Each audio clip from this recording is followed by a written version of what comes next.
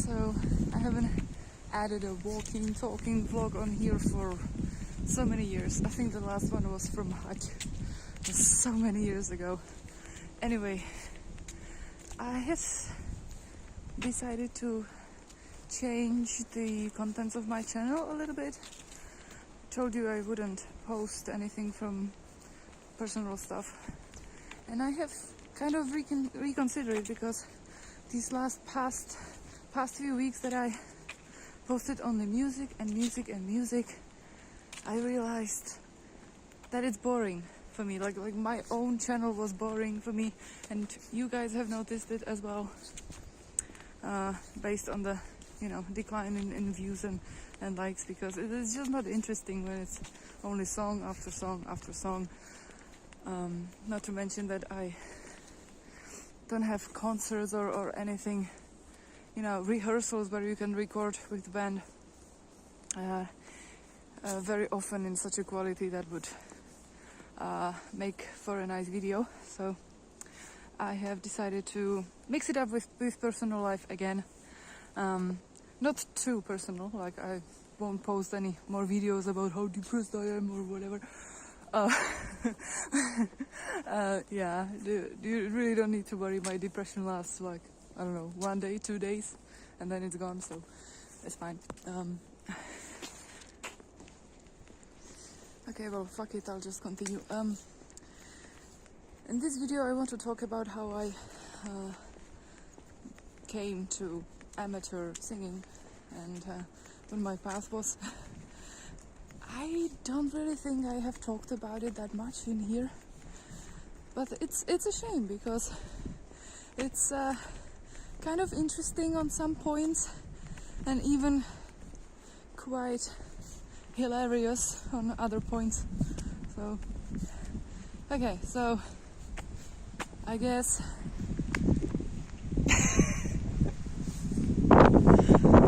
that is becoming really hard because it's windy, and where's the mic even? How do I? Okay, maybe like this. Maybe, okay. It all started with my mom, I guess, and you know how children look up to their parents. My mom used to, she always sings.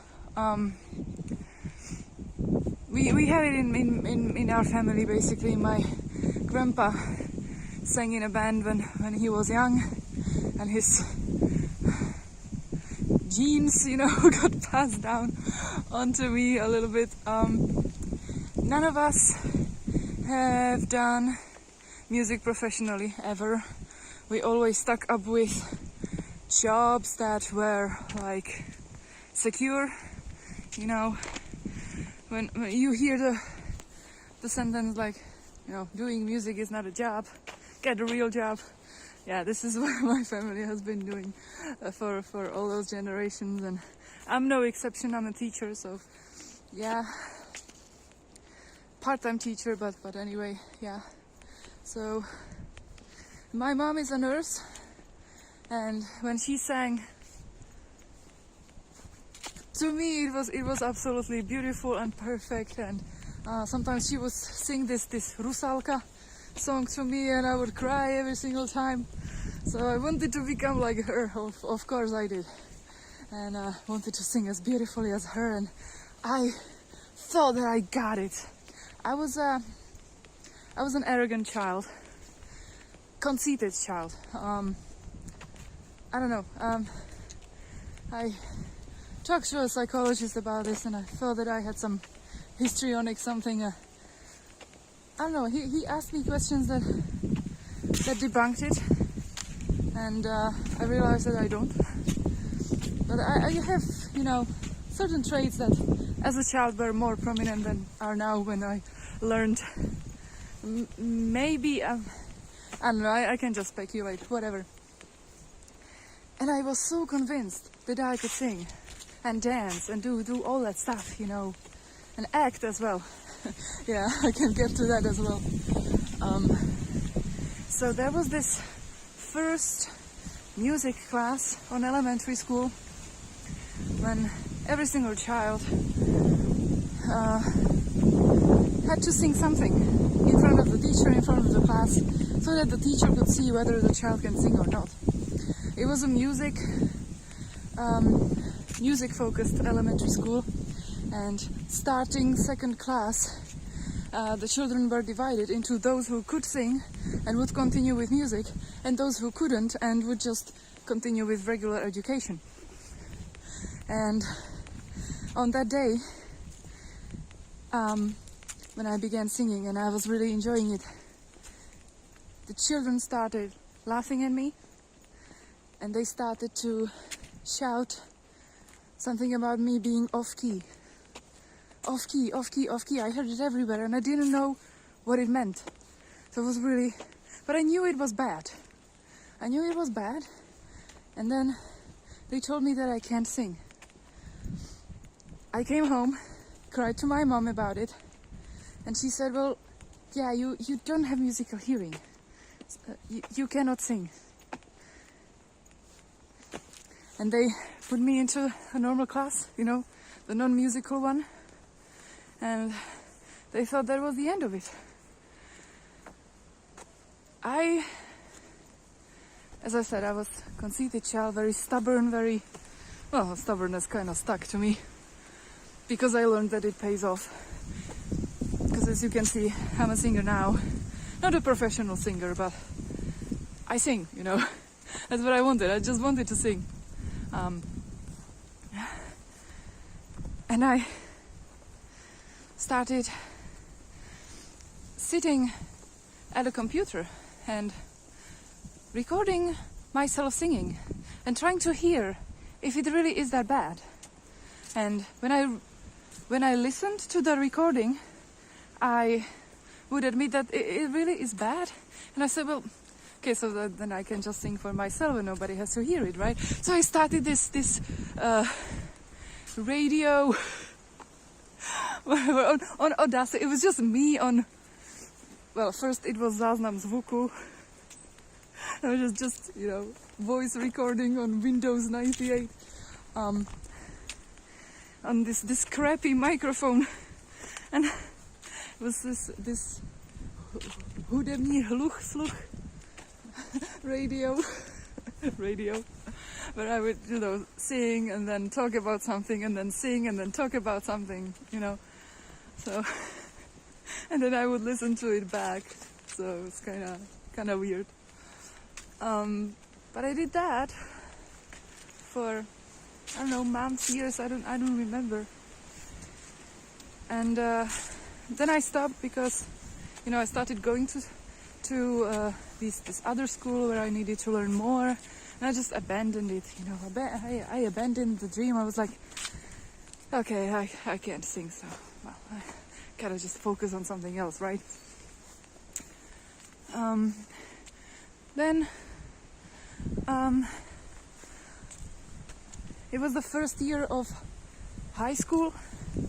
Well, it was this 8-year gymnasium, a grammar school is the closest to it, I don't know. And I made a friend, and she told me, hey, there's a school choir and you can join us if you want. And I said, but I can't sing. And she said, no, it doesn't matter, they accept everybody. And I said, are you deaf? I told you that I can't sing. And she was like, well, let's hear something. So I started singing this typical Czech song, you know, just something that came to my head. And it was just this pec nám spadla, kdo pak nám ji postaví. Then I stopped singing and I awaited the criticism, you know, I awaited this, yeah, you really don't have any talent. But instead, she said, wow, you know, for somebody who isn't warmed up, that was pretty good. I was like, yeah, she really is deaf. But I said, okay, so yeah, let's hear it. You know, when I come to the choir, there's a professional teacher who can assess it from a professional point of view. So I went there, and I didn't know that she was short. So I mistook her for a child because she was so short that I couldn't find her in the classroom. Then she had me stand at the piano, and again, you know, in front of them, I had to sing something, and I started singing, and she said, "Okay, I'm gonna put you into alto. You're gonna be an alto." And I said, like, "No problem. Like, I can sing, really?" She's like, "Yeah, no problem." So it seems to me that during those sessions that I was at the computer and I listened back to myself and then I improved it, that it really worked. And I was on a path to singing the keys right. So at this school choir, this teacher taught us some techniques that really helped us, you know, imagine the tone in front of our head. And when I really imagined that lentil, you know, in front of me, I suddenly became aware that my singing rapidly improved from that moment on. When I imagined the tone in front of me like this, it improved instantly. And I was like, wow. And she taught us the breathing techniques and everything. So she was my music teacher.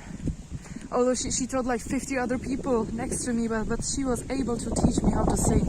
And so that was pretty neat. And then I joined another choir. My mom admitted that she was wrong and I actually could sing. And so I sang in 2 choirs at a certain point.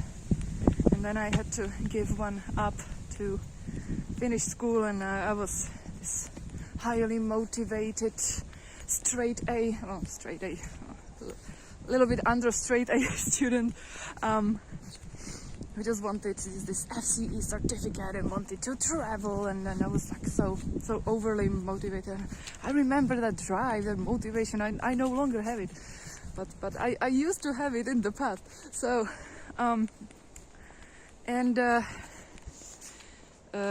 where was I? Yeah. And then at university, when I gave up both choirs, because, you know, I gave up the first one before the end of school, and the second one was the school choir, so I gave that up too. And then I went to university, and there was this classmate, this fellow student, who mentioned in a lesson that she was in a band, in a metal band, symphony metal band. And I was like, symphony metal? Did she really say symphony metal? But this is exactly what I listen to, right? So I asked her about it, like what's the name of the band, and where can I find your songs? And she told me the information. And then about a week later, she stopped me in the hallway, and she was like, hey, we played some of your videos from your YouTube, because I was doing these singing sessions to impress a guy I was in love with, never mind. And I didn't impress the guy, but I did impress her. And she was like, you know, let's do some vocals. Let's do some vocals, you know. You will be our vocalist. You will do these backup vocals, and you know. And I was like, yeah, let's do it. So that was my first experience with a music band, and it was both magical and eye-opening, and I will be forever grateful for it, you know. And this opportunity really opened me to other possibilities. And then they introduced me as a new singer in another band that was Within Temptation Tribute, and for a while we sang it before we dissolved it. And so unfortunately you cannot find any videos from Within Temptation Tribute anywhere. They got all deleted. But there is one video on my channel from that era, and that's the Mother Earth recording. So yeah. And the live videos, they were great, but yeah, they got deleted. However, I have some photos on my singer Instagram. it's public, so you can take a look. So yeah. So then we dissolved that band, and I left the band before that. And then a few years passed, you know, I was focusing on the studies and on, I don't know, going to Germany and stuff like that. And still I was a highly motivated student, so I wanted to, you know, accomplish things. And then there came a moment when I was looking at my in-ear, how to say it, in-ear sound system for singers, and I was like, do I sell it or do I do anything with it? And I said, well, okay, so I wrote an ad on the internet that, you know, a singer is looking for a band. I included a few samples of me singing because I wanted to see if I should sell it or if I should continue. And 2 bands answered. One of them was Antistatic, the one with whom I did the Helheim cover. And the other one was Neverfall, with whom we are recording an album as we speak, basically. And it should be out in January. So recording the rest of the vocals on the 11th and the 12th of December. And then it's done. We have to agree on the design. We are doing it today, agreeing on the design and the, you know, the business stuff that I know nothing about. And and then it's out. So I guess this story has a great ending, and have to encourage anyone with at least a little bit of hearing. Try it improving, be self-critical, and, you know, just the more you will do it, the better you will become. And it really helps if you do it with other people as well. But if not, well, you know, you have a computer, you can hear yourself. So yeah, this is how I started. So okay, gonna end this, don't have much time.